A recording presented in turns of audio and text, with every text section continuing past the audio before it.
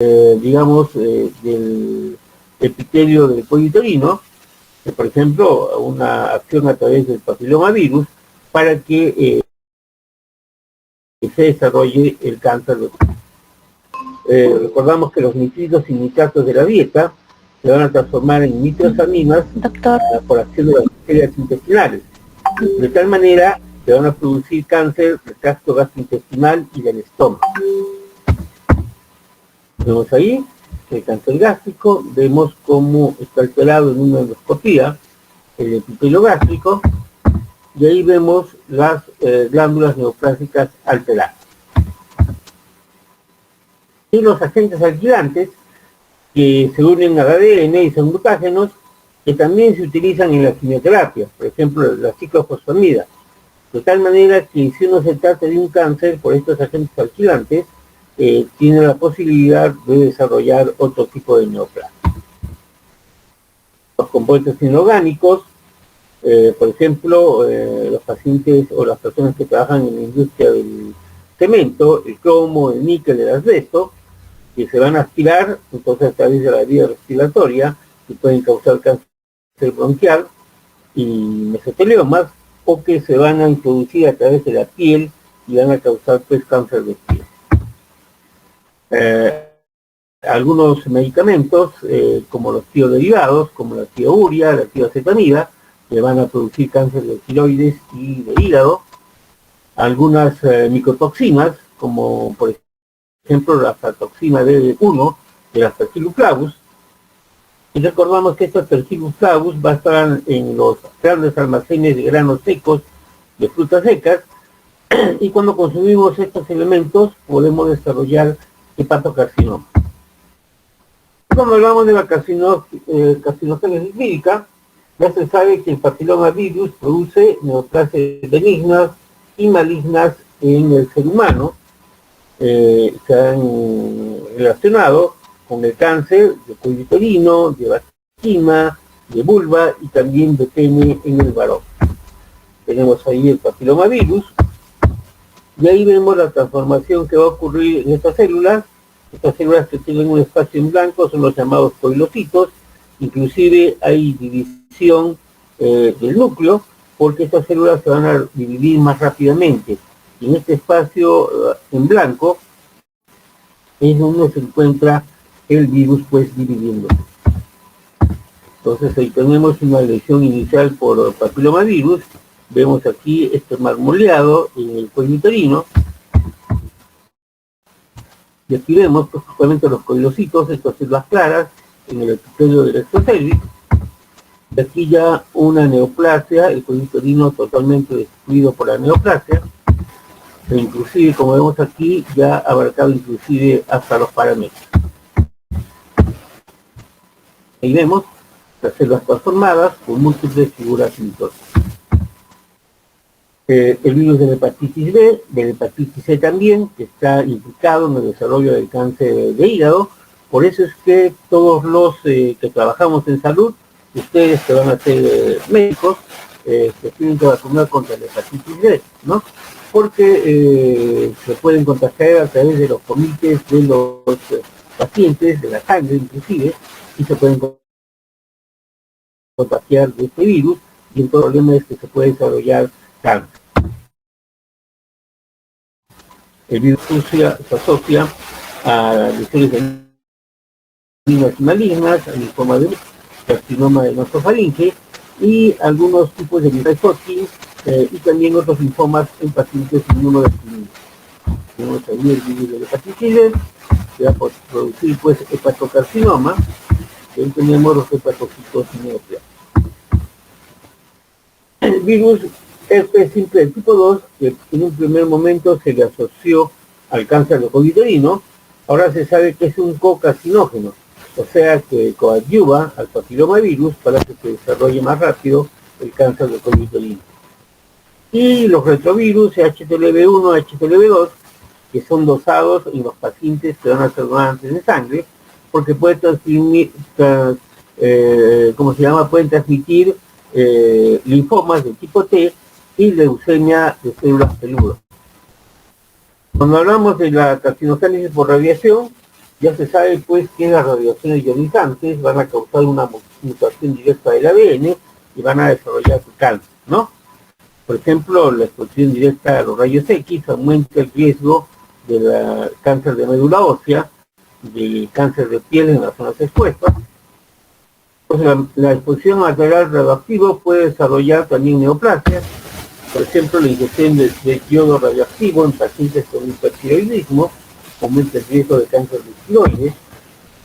La inhalación de polvo radioactivo en aquellas personas, inclusive también animales, que estuvieron cerca, por ejemplo, cuando ocurrió la desgracia de Chernobyl, o en el terremoto último que hubo en Japón, donde se rompió una planta termonuclear, son más proclives pues a desarrollar neoplasias del pulmón.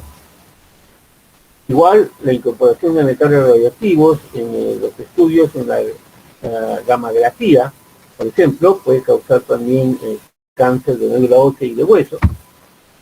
La radiación ultravioleta, que se asocia pues a las diferentes neoplasias malignas, tenemos ahí el carcinoma vasocelular, que si bien es cierto no va a causar metástasis, pero sí puede destrozar el tejido blando, inclusive el cartílago. Y vamos a encontrar nidos de células basaloides que van a causar pues este tipo de destrucción. El melanoma maligno, ya les dije, puede haber melanomas incolor, amelánicos, y entonces encontramos de que está formado pues por melanocitos inmaduros que en la mayoría de casos producen un exceso de melanina. En cuanto a la carcinogénesis hormonal, pueden ser necesarias algunas hormonas que van a favorecer el cáncer. Por ejemplo, los estrógenos pueden predisponer al desarrollo de cáncer de mama y de endometrio. El carcinoma de mama, por ejemplo, puede tener receptores estrogénicos, entonces utilizando fármacos antiestrogénicos podemos neutralizar el cáncer. Igual en el carcinoma de próstata, cuando utilizamos la orquidectomía química, utilizamos fármacos estrogénicos para eliminar a la hormona masculina, en este caso porque el cáncer de próstata es hormona independiente. Y tenemos acá un caso especial. En la década de los 70 se utilizaba el dietilenglicol, sobre todo en las personas embarazadas, y se sabe que, si bien es cierto, estas mujeres no desarrollaban cáncer, sus hijas sí desarrollaban un tipo especial de cáncer de vagina. Por eso hemos pedido a gente que actúa en útero y provoca neoplasias en la vida extrauterina. Y en cuanto a los factores genéticos del cáncer, sabemos que una dieta rica en grasa tiene mayor riesgo a desarrollar cáncer de mama y de colon. Una dieta escasa en fibra, de la misma manera, a mayor frecuencia de desarrollar cáncer de colon. Una dieta rica en nitritos y nitratos, como hemos visto, se asocia a mayor riesgo de desarrollar cáncer de estómago. Hablamos de las enfermedades preneoplásicas, que son, por ejemplo, la gastritis crónica predispone al desarrollo del cáncer de estómago, la colitis crónica predispone al desarrollo del carcinoma de colon, la cirrosis hepática, sobre todo si es causada por el virus de la hepatitis B o C, el desarrollo del cáncer hepático. Las enfermedades autoinmunes, por ejemplo, pueden estar asociadas, por ejemplo, la enfermedad celíaca, el linfoma intestinal, la tiroiditis autoinmune, el linfoma tiroideo. Y las lesiones premalignas son aquellas lesiones incluidas algunas neoplasias benignas que pueden progresar con el tiempo a una neoplasia invasiva. Por ejemplo, los pólipos adenomatosos del colon se pueden transformar en adenocarcinoma, la neoplasia intraepitelial in situ del útero, en cáncer de cuello uterino, la displasia de colon, en la colitis ulcerosa, puede desarrollar cáncer de colon, la displasia del epitelio gástrico, que es causada por el Helicobacter pylori, puede desencadenar cáncer de estómago. Cuando hablamos de las bases moleculares del cáncer, ya sabemos que en la actualidad, pues, el cáncer es causado, pues dijimos, por una alteración genética, una alteración del genoma. Y entonces esto puede estar asociado muchas veces a agentes ambientales, hemos visto, carcinógenos químicos, hormonales, víricos, e inclusive otros pueden ser de tipo hereditario. Entonces los genes que intervienen en la transformación neoplástica se denominan oncogenes. Tenemos que pueden producir una actividad excesiva de productos que van a estimular el crecimiento celular y estos oncogenes actúan de forma dominante. Hablamos de los proto-oncogenes, que son genes normales que se van a transformar y se van a diferenciar hasta convertirse en oncogenes.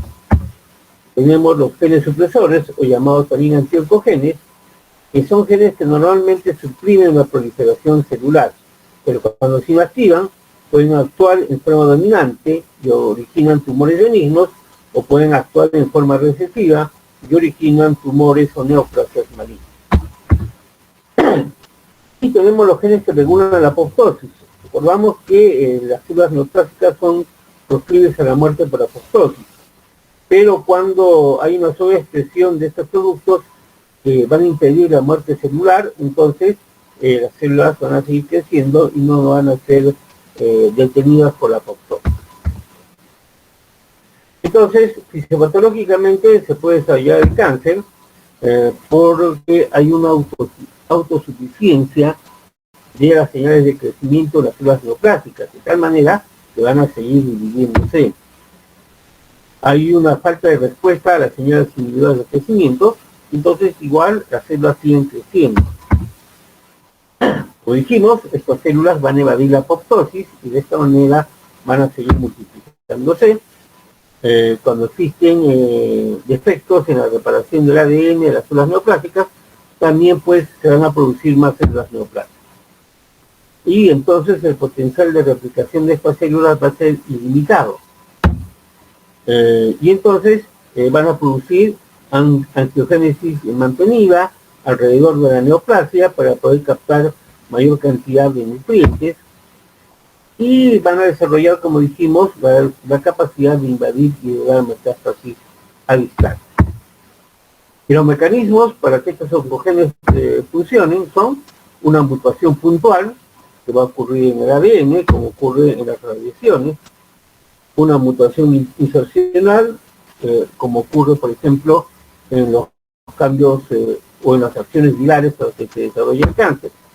Mecanismos de elección, de translocación, de amplificación de la actividad de estos oncogenes, una sobreexpresión de productos que hacen de que se produzca más rápidamente la división celular. Y entonces acá tenemos algunos oncogenes ya reconocidos y el tipo de neoplasia que van a desarrollar. Y el más estudiado es el gen supresor P53, que es también llamado el guardián del genoma. Es un gen supresor tumoral que está frecuentemente relacionado con neoplasias en los seres humanos. Está presente en todas las neoplasias del ser humano. Está localizado en el brazo corto del cromosoma 17 y va a codificar una proteína que tiene 393 aminoácidos y va a ejercer un control negativo de la proliferación celular. O sea, que hace de que no se detenga la proliferación celular. Y lo vamos a encontrar principalmente en cáncer de estómago, de cabeza y cuello, de mama, de piel, de pulmón, pero en general dijimos se puede encontrar en cualquier tipo de cáncer humano. ¿Cómo así? Tenemos aquí, por ejemplo, una célula normal, donde también el P53 es normal, y aquí una célula donde hay una mutación o pérdida del P53. Entonces, de repente, estos van a recibir la acción de un carcinógeno mutágeno, y en el primer caso, entonces, va a haber un daño del ADN, el P53 va a estar activado, se une al ADN, y esto va a causar de que haya una regulación transcripcional de genes, y al final se va a producir una reparación de este ADN anormal, y entonces la reparación va a ser eficaz y no va a ocurrir ninguna transformación en la célula. Y si esto no ocurre, se activan genes de la apoptosis de tal manera que la célula anormal